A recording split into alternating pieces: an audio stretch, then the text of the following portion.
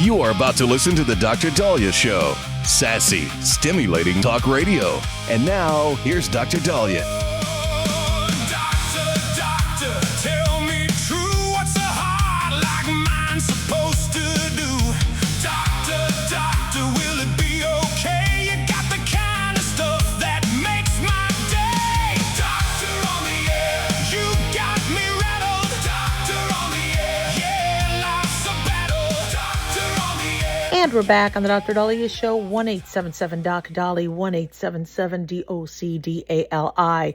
So it was a tragic weekend in Seattle where at least 2 people were killed and multiple people injured when gunfire broke out at the Bite of Seattle Food Festival over the weekend. When you watch the videos, this started at about 6 p.m. at Seattle Center, and you could see families just running and people taking cover. And one of the participants of the food festival was introducing his food, and you could start hearing some shooting in the background, and then you heard more shooting, and somebody saying, "They're shooting, get down." And they were getting down. They were trying to find shelter, and you see people in the background just fleeing. And sadly, 2 people were killed, 5 injured thus far, including a 2-year-old boy. They say that the 5 that were injured, 4 of whom were rushed to a local hospital, including a 2-year-old boy, a 23-year-old man, and 2 adult women. One of the women is in critical condition and undergoing surgery at Harborview Medical Center. We do have 1 person in custody in connection with the shooting, according to Seattle's Mayor Katie Wilson. At the time of this report, the identity was not released, but we're getting more information as it evolves today. While we're trying to figure out what the motive is and what was going on, there was a large amount of police presence. There were emergency crews.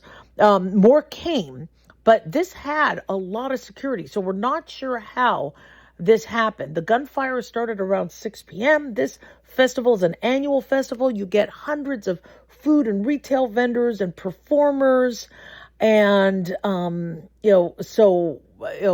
area became locked down, obviously, as soon as possible. But sadly, 2 people died at the scene, according to Grace Nunez, spokesperson for the Seattle Fire Department. Washington Governor Bob Ferguson said he was receiving briefings from state patrol and SWAT officers were deployed to assist local police, according to Sun Centennial, and he says his prayers are with the family. Faith Adia Hunter said she and her friends were interviewed by the Sun Centennial, and they just got food from a crepe vendor when the gunfire broke out, and she realized a shooter was near them. She said, "We were right next to him when it started, so we took off running. So we took off running too into the building with the crowd. They found shelter nearby at Seattle's Children's Museum. In the chaos of the shooting, they said many vendors bolted towards the exit, abandoning their food stands. And then hours afterward, they were hoping to get their tents and cooking gear, but obviously the police kind of, blockaded it off. And obviously there was evidence, and so." When you listen, again, doesn't sound like a gun. It sounds like pops. It sounds like fireworks. It sounds, I could hear that it's gunfire, but you could tell that not everybody knew what it was until it was more active. And I think it's just because we watch too much TV and movies, and we expect the boom, and we expect the music, ominous music. It's like a pop, pop, pop sound. And sadly, I fear that when this happens, it's from somebody who is a psychotic mass piece of what I can't say on air, murderer, that is going to, take advantage of a noisy area. They're going to take advantage of an area with massive people where there's not a lot of screening done. To go to these events, these food events are actually really, really fun, these food festivals. You park, you walk to the area.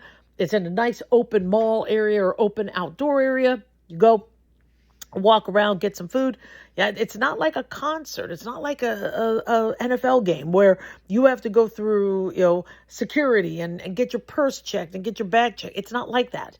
And so that's where these mass shooters are going. They're going to these not necessarily corporate organized events, but the ones where it's outside and it's free and it's where people are going to gather. They want to get as many victims as possible, even if it's a 2-year-old boy. It's absolutely disgusting. So they said after the initial panic, new guests continued to arrive, unaware of what happened. The news outlets didn't necessarily be able to respond as quickly as possible, so people started coming to the area. But police, luckily, were already there on site telling people to leave. Estan Wakanobo said he and his girlfriend were at the festival waiting in line for a photo booth. He was shoved from behind, and he turned to see a rush of people fleeing. People were hiding, pushing, people falling to the ground, baby strollers falling. And that's when he heard the gunshot. So he saw the chaos first before he could hear the gunshots. And it was a pop, pop, pop. So he took his girlfriend to safety. He returned to the scene to make photos. And then he saw multiple victims on the ground. This festival's been going on since 1982. Draws about 350,000 attendees over the 3 days of food, drink, and community celebration. It's just frightening. When you watch the people, it is, every man for themselves. It's chaos and the stampede. And so, my recommendation, and maybe it's because, my grandfather was a police officer and my father was in the military, and, I just have always learned to always, not get stuck, I avoid crowds. I just do. With the exception of Disneyland, I really do like to avoid crowds. If you don't see your escape plan, if you don't see how you can ensure safety, if you don't see, and I'm not saying to not go to food festivals, we need to tell all these massive killers, to go blank off. We're going to still live our lives. But many of us, as we, are in this world and it just continues to evolve to be more and more chaotic with individuals, choosing festivals like these to try to mass kill. Know your exits. Always have every place I go into, I check where the exit is. I always have a plan. Let's say if something happens, and it's unfortunately something we need to do, especially when people can just walk in, off the street and shoot. So we will be getting more information as this evolves. We will keep you guys posted. But we're praying for the victims. We're praying for the families. And, we're hoping everybody can recover from this. And, we still got, weeks left of summer and a lot of fun things to do. Hope they could prevent this from happening again. 1-877-DOC-DOLLY. Don't go away.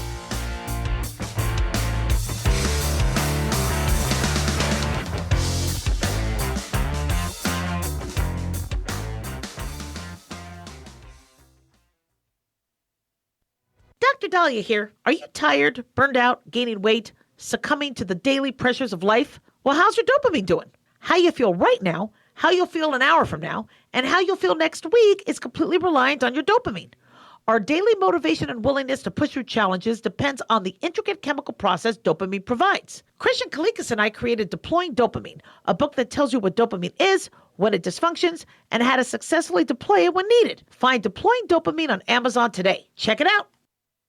Carl Amari here to tell you about our newest website for old-time radio lovers. It's 100radioshows.com. At this site, there are 5 old-time radio shows waiting for you to download free as our gift to you, and be sure to browse the additional 700 old-time radio shows available to you for 70% off by using the promo code RADIO at checkout. This is a limited-time offer, so log on to 100radioshows.com. That's 100radioshows.com.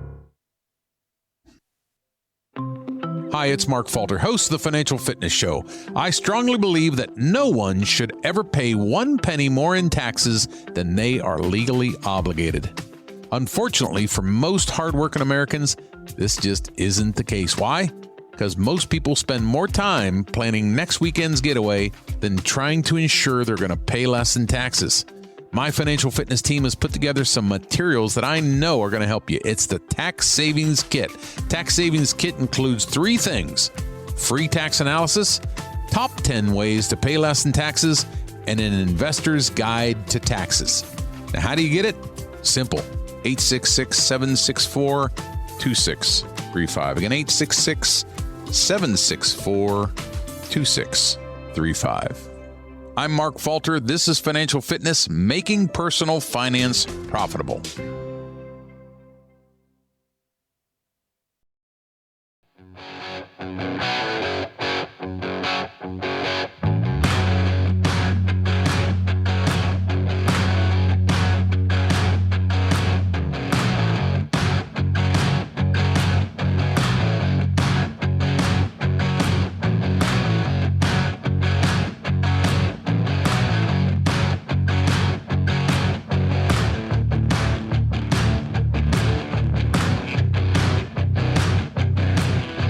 And we're back on the Dr. Dahlia Show, 1-877-Doc Dolly, 1-877-DOC-DALI. So this poll caught my eye. Usually with these polls, I'm like, come on, man. Yeah, they're ridiculous. But this one was very odd in terms of the results. And I guess there's a poll being reported by Newsweek, happened a couple weeks ago, where Trump was named the worst American ever. Worst American in history, while Republicans were saying he's the best American.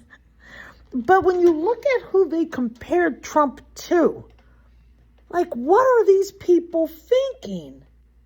Jeffrey Dahmer? Really?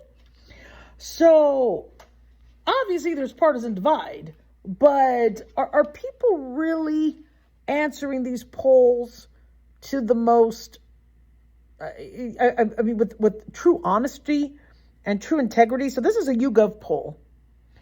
And they asked people to rank the greatest and worst Americans, being that this is the 250th anniversary of the United States. Trump was on both lists. But on one list, he was the best, considered one of the best Americans ever. And on others, on another list, the absolute worst. So Trump topped the worst with 34% of respondents selecting him as the worst, 64% Democrats, 34% independents, and interestingly, 4% of Republicans voted Trump as the worst.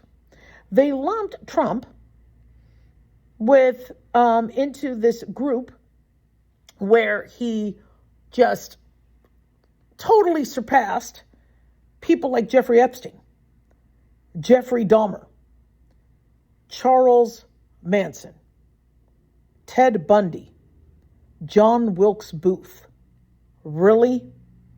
Listen, you might not like Trump's policies, but you really think that he is worse than John Wilkes Booth, who killed President Abraham Lincoln, to Charles Manson, Jeffrey Dahmer, to Jeffrey Epstein. Really? Is it that you just hate him and you just decided to put that down?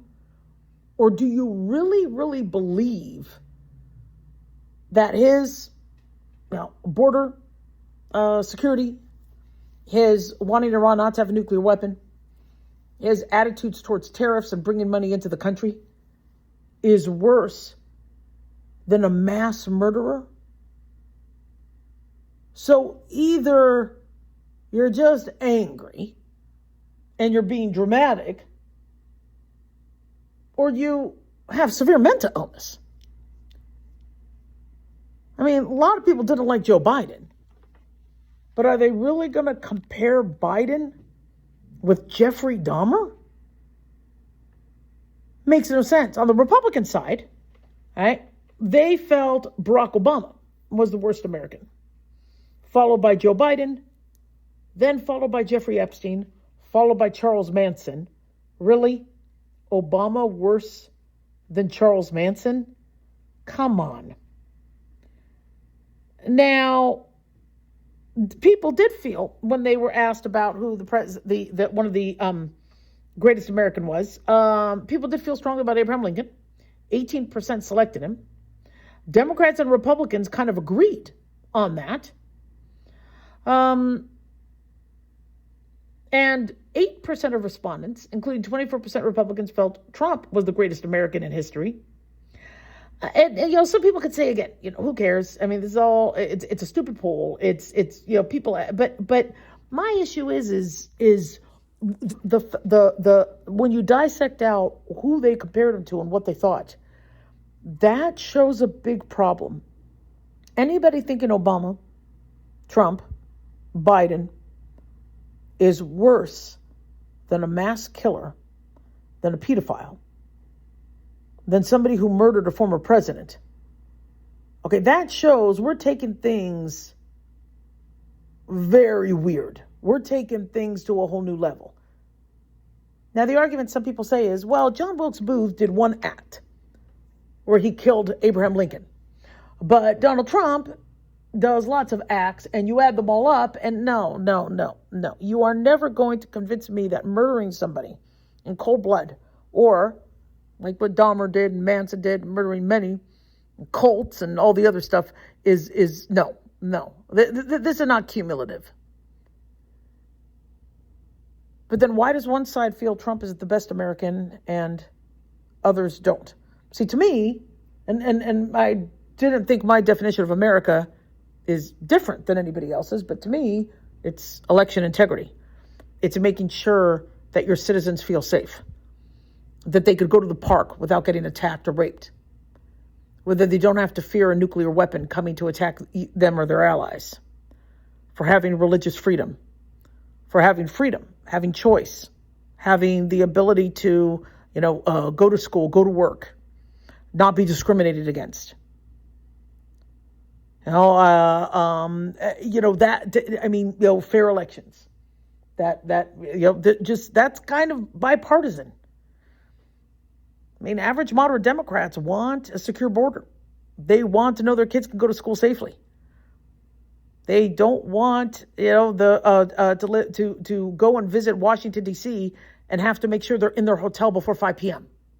because it gets dangerous afterwards. You have the American right to life, liberty, and the pursuit of happiness.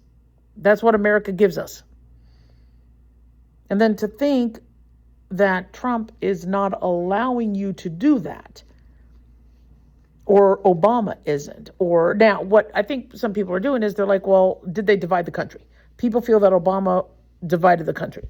People feel Biden divided the country or just wasn't there. See, I didn't like the Biden presidency, but I would not say he's the worst American. I just think he was ill and he was not, mentally there. Maybe it was the prostate cancer, or maybe it was, who knows? But I just, do I feel he was the worst American? Vaccine mandate pushed it. Not supposed to be forcing those things. But no, there's no way he was worse than Charles Manson. And so, the problem we have is this rhetoric. We have these extremes.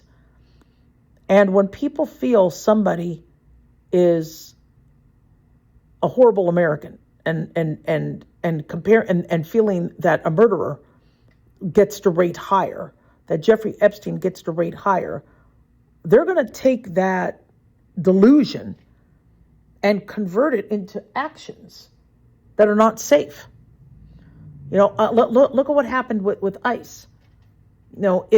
We shouldn't be in this position where we have had millions of people come across the border that shouldn't have been, when we have the legal pathway and we have, millions of people trying to become Americans through the legal pathway. And now that they're here, if they're not following the laws or following the rules or have a criminal background or are not going to their court hearing, just like Canada, just like Japan, just like Germany, you get deported. Any other country will deport you. Here is ICE doing what other countries do and deport, and instead they're being attacked, and now there's this big chaos. Whereas, they wouldn't have to have deported so many if the border had been secure.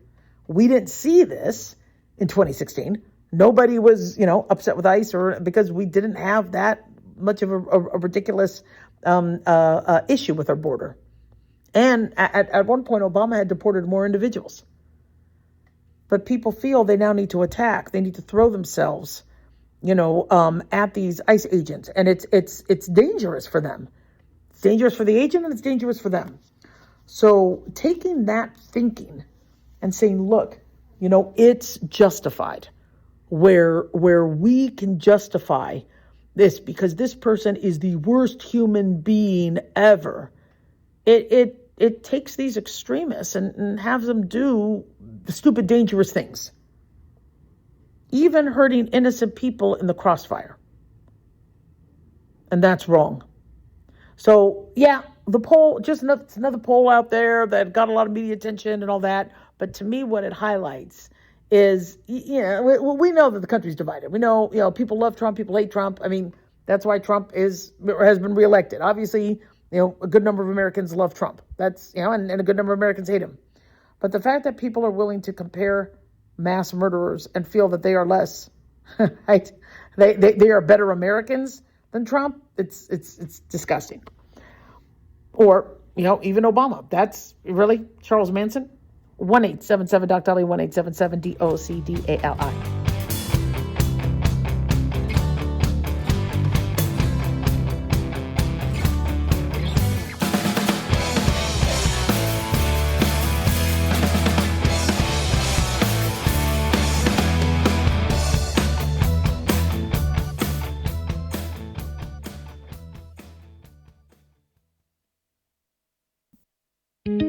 Looking for a gift that can actually help secure someone's future? It's Mark Falter's new book, Common Sense Income Strategies. It makes the perfect gift for that special someone in your life. Mark has helped thousands of hardworking Americans secure their financial future by using time-tested strategies that continue to create wealth, whether the market is up or down. Strategies that will make perfect sense once you take the time to read this powerful book. Common Sense Income Strategies brings to you what Mark has been teaching in person and talking about on the radio for decades. You've worked too long and too hard not to see the fruits of your labor. To learn how to receive your free copy, call 866-764-2635. That's 866-764-2635. Secure your future with Common Sense Income Strategies by Mark Falter. Again, to learn how to receive your free copy, call 866-764-2635. That's 866-764-2635.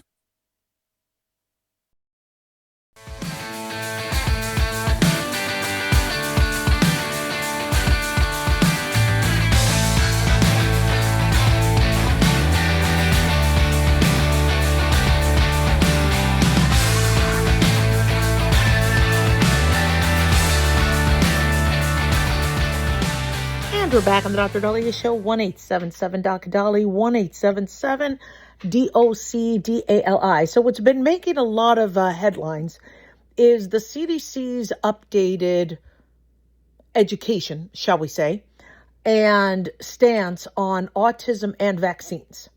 So on July 22nd, so last week, the CDC posted the following. Under their key points, that the claim that vaccines do not cause autism, that in quotes, vaccines do not cause autism, they say that the claim is not an evidence-based claim because studies have not ruled out the possibility that infant vaccines cause autism. They said studies supporting a link have been ignored by health authorities.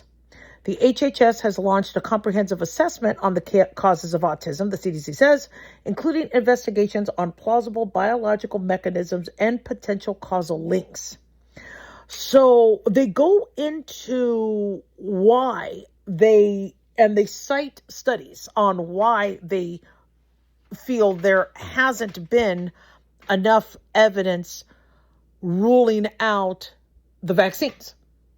And so they say that pursuant to the Data Quality Act, which requires federal agencies to ensure the quality, objectivity, utility, and integrity of information they disseminate to the public, this webpage has been updated because the statement, quote, vaccines do not cause autism is not an evidence-based claim.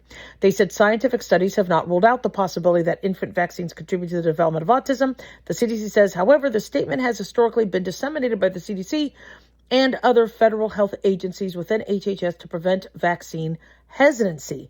HHS has launched a comprehensive assessment on the causes of autism, including investigations on plausible biological mechanisms and potential causal links.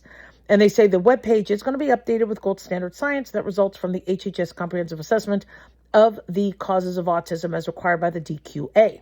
They said the following, as required by the Act, details the state of the evidence and studies and the lack thereof regarding vaccines and autism spectrum disorder and outlines the HHS future research directions to provide answers. So what they are then they go into talking about how approximately 1 in 2 surveyed parents feel that the reason their autistic child is autistic is because they felt that the vaccines played a role in their child autism, often pointing to their early vaccines. So that's one issue that they put on the website. They said back in 1986, they talk about the CDC childhood immunization schedule that recommended 5 total doses of vaccines, and then how the rise in autism prevalence, they said, since the 1980s correlates with the rise in the number of vaccines given to infants. And they say, though the cause of autism is likely to be multifactorial, the scientific foundation to rule out one potential contributor entirely has not been established. They said, for example, one study found that aluminum adjuvants in vaccines had the highest statistical correlation with the rise in autism prevalence among numerous suspected environmental causes. Correlation does not prove causation, but it does merit further study. So they cite some of the findings from the Institute of Medicine in the 90s, and then 2012, and then 2014, and then 2021. And, as they promised, they're putting studies out there. But I know the public is kind of confused. And, as a doctor, I would see studies that would say, now, and just like what we saw with ivermectin and hydroxychloroquine, you saw studies that said it doesn't work for COVID. You saw studies that said it did. Same thing with autism. Saw study after study saying, no, vaccines are not the cause of autism. Vaccines are not the cause of autism. But then you would see some studies looking at neurodevelopment, like a encephalitic or suggestion of possible brain injury. And was the study valid? Did the study have faults to it? Was it limited? And so on the whole, we doctors go by what the American Academy of Pediatrics goes, American Academy of Family Physicians do, and we go by our own personal experience. I never had a patient who got vaccinated, and this is why it's so crucial that we get back to doctors seeing patients in person. Telemedicine is a fantastic tool, but I would, if we administered the vaccines in the office, I would have the patient follow up. I would see the patient again. I have never, and I can tell you this with all honesty, I never had a patient in my office who got vaccinated end up months or years down the line developing autism. And having family members who have autism, we believe, family members, extended family members, well, we feel there is a genetic cause. And however, I agree with the HHS that we should be investigating this. We talk about precision medicine, and we talk about how some people might do well with statin medications, and some might not. And that there's a way genetically to tell if somebody's going to get side effects to the cholesterol medication and some won't. What if that same thing holds true with some people with vaccines? What if it's very rare, but there are some children that might react? I get parents who say, yeah, my child's allergic to the vaccine. This happened. They had an anaphylactic reaction. Now, that's horrible that the child had that, but why? And can we genetically figure out that so that we could see, and screen who would be, not at risk for harm? We have such a lack of distrust now because of what happened with studies, where if a study doesn't seem to go with the narrative, it doesn't get included. And then if a study said, well, wait a second, actually there is a role, then it doesn't. I mean, how many times did I get shadow banned or threatened to lose my social media accounts because as studies were coming in, as it pertained to COVID, and different therapeutics that could be used, we would read to you the studies where the researchers said, look, there could be a role with these other medications. But unfortunately, it's whoever is in charge of the CDC at the time or whatever, or the narrative, is the one that pushes it. So in medicine, we always have to reevaluate. We always have to question, and we always need to ensure that even if the MMR and the tetanus and the hepatitis and the varicella and these vaccines didn't cause autism. But if now you have new adjuvants, or you have if you have something being mixed where the child is doing something differently, or having a different exposure, just because the medication was safe in the 1960s and 70s and 80s and 90s doesn't mean we don't relook at it. We do have to relook at it. Look at how we're seeing people get these sun sensitivity reactions and severe sunburns. The medicine might not have bothered them in the winter. It's a good medicine.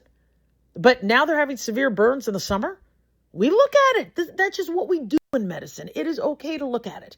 And we are going to keep having parents and patients question if there's an issue if we don't have the cause identified.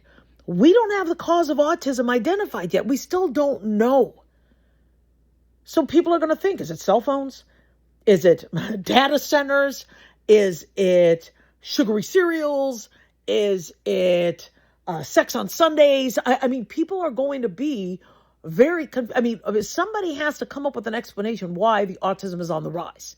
If not, people are going to come up to their own conclusions. Well, what's different from the 1960s, 70s, 80s, 90s? Is it more radiation? Is it Wi-Fi? Is it, the video games? What is it? What has changed differently that now our children, is it a virus? Is it, and so until we come up with a cause, you're going to have people look at everything. And they're going to look at whatever is changing or whatever exposures kids have. And they're going to look at the radiation, television, Wi-Fi, medications, vaccines. That's kind of what science does. But as I said, personally, I have not seen a child change. Now, have I had parents tell me it happened with their children? Yes. I have heard people say anecdotally, but I personally haven't seen it. So again, I want researchers to continue their good work, and I want to make sure these studies that we're continuing to go by are as valid as they can be. 1-877-Dr. Don't go away.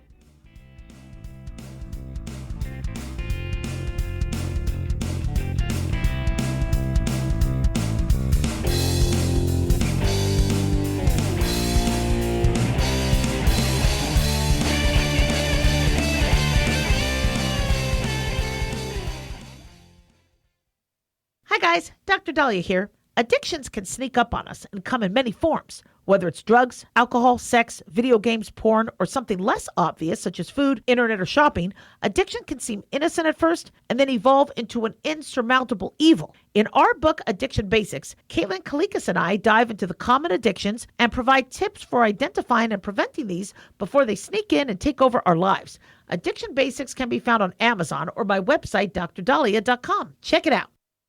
Lisa Wolf here to tell you about our newest website for old-time radio lovers. It's 100radioshows.com. At this site, there are 5 old-time radio shows waiting for you to download free as our gift to you. And be sure to browse the additional 700 old-time radio shows available to you for 70% off by using the promo code RADIO at checkout. This is a limited-time offer, so log on to 100radioshows.com. That's 100radioshows.com. Hey, America. How tired are you of mainstream corporate media's biased narratives and manipulated news? Their dishonesty and attempts to influence this generation have been exposed, put on display for anyone who's even half paying attention. But the New American Magazine has been an honest source of news and commentary for over 50 years. This is your opportunity to receive the stalwart of principled journalism at a deep discount. Picture a beautifully published magazine arriving at your doorstep twice a month, packed with insightful stories written with integrity. It's also available digitally on the New American's mobile app. Get up to speed with intelligent coverage from a freedom perspective. Right now, for a limited time, the New American is available to radio listeners at a 25% discount on a new subscription. Visit thenewamerican.com/radio25 and receive 25% off. Subscribe today at thenewamerican.com/radio25.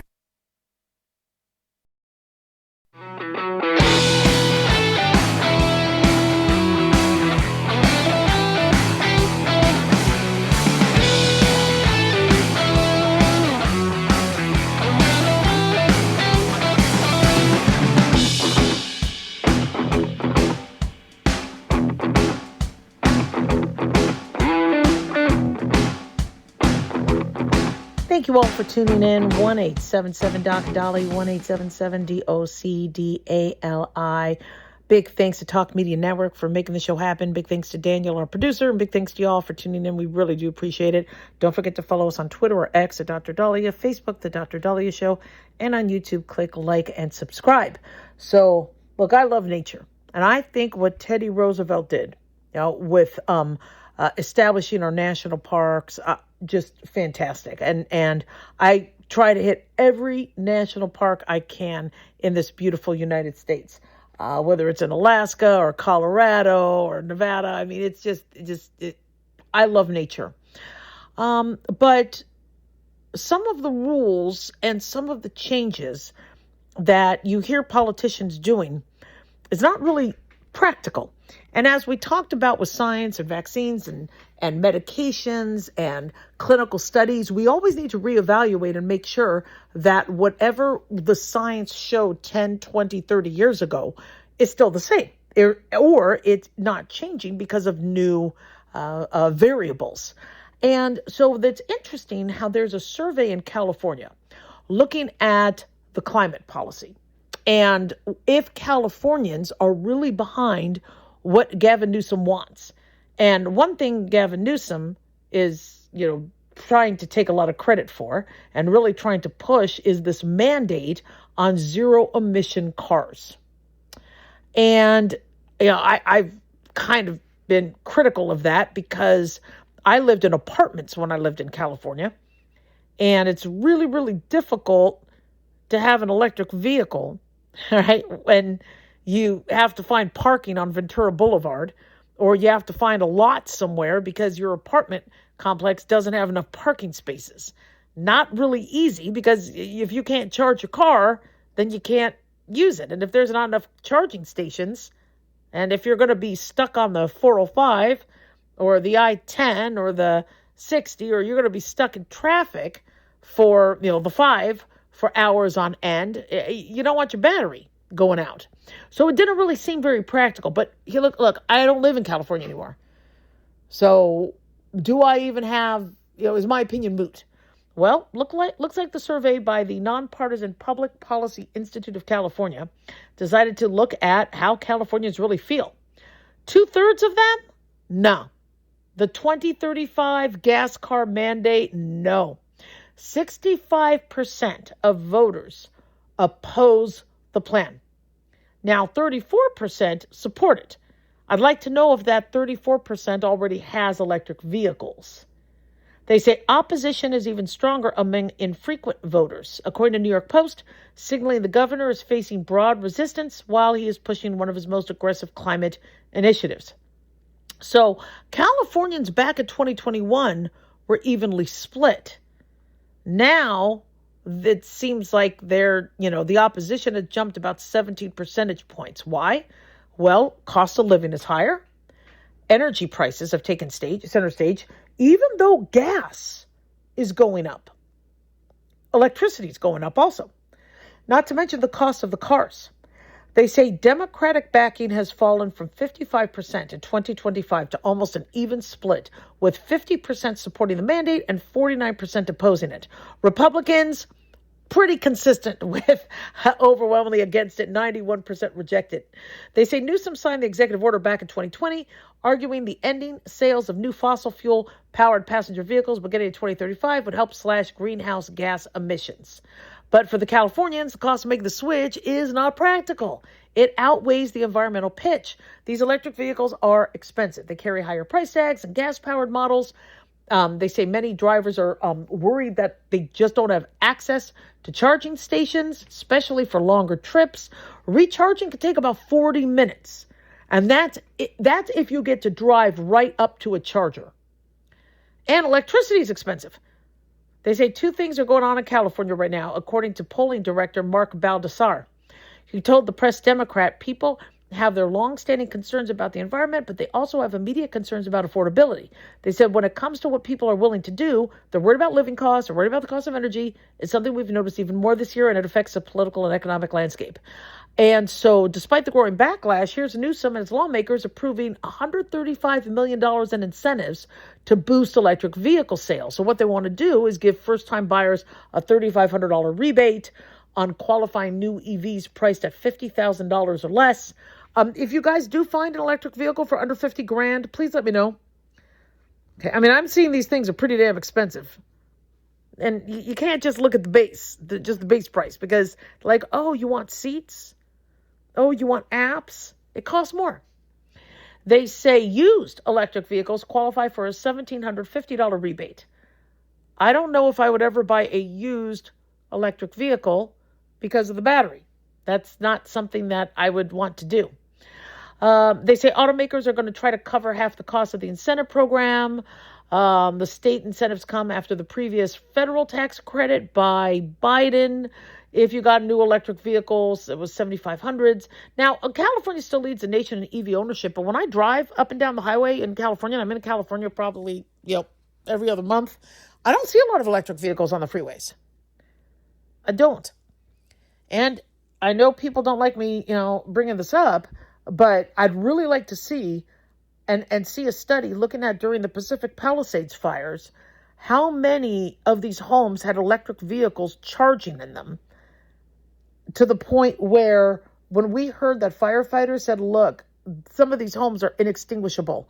We can't. We have to let the street go. We have to let the neighborhood go. We're not going to be able to extinguish these fires. Why? How many electric vehicles were in these homes? I've driven around the Pacific Palisades. There's a lot of electric vehicles. And we know that fire hazard and flooding hazards, that causes thermal runaway reactions, and the electric batteries are very difficult to put out. Maybe some Californians are looking at that going, no. I want the firefighters to be able to put out the house fire if they have to. The private charging stations, the home chargers, beautiful for homes, beautiful for people who have the time to go outside and get it charged. But to make an electric vehicle work, everybody who really loves their electric vehicle, they have a house or a garage where they could do their own charging. It's really kind of nice. My friends show me how easy it is. But again, I just have to think of apartment living, because that's what I used to do. And I have a home with a garage, but for years I didn't. And are the landlords going to pay for charging stations? And when you have roommates, see, in my apartment, I always had a roommate. So we had our own separate vehicles. You only get one parking place, if that, at your apartment. And it's almost like, aren't they even thinking about those individuals? I understand in California, you got a lot of wealthy, got a lot of homes on the hills. I get that. But there's no parking anywhere. So where are you charging? Where are these chargers going to be? And if you can't charge a battery quickly, and another big thing is anytime I buy a car, I think about the resale. I don't own a car for 20, 30 years. You can't get car shield insurance, right? Doesn't it say, aren't one of these insurance companies saying if the car's over 20 years old, as long as your car is under 20 years old, you could get the, I forget which company that is. If you can't resell your electric vehicle because nobody wants a used battery, that's going to be tough for you to invest that kind of money to buy it. So, yes, I would like to save the environment. I want trees. I want the beautiful oxygen, that they emit, and I do think we want to, decrease emissions. But the mandate by 2030, 9 years from now, no, not reasonable, not practical, and it's insane. 1-877-DOC-DOLLY. Don't go away.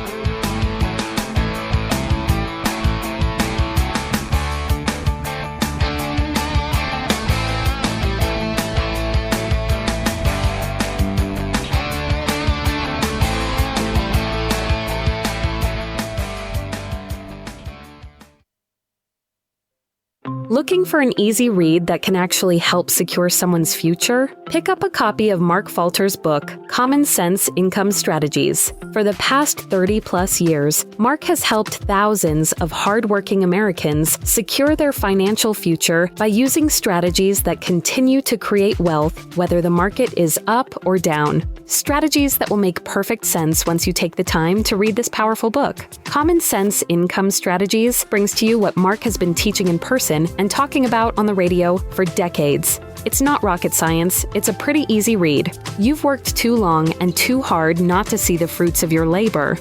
Common Sense Income Strategies is available now on Amazon or by calling 866-764-2635. That's 866-764-2635. Common Sense Income Strategies by Financial Fitness Show host Mark Falter. Secure your financial future today.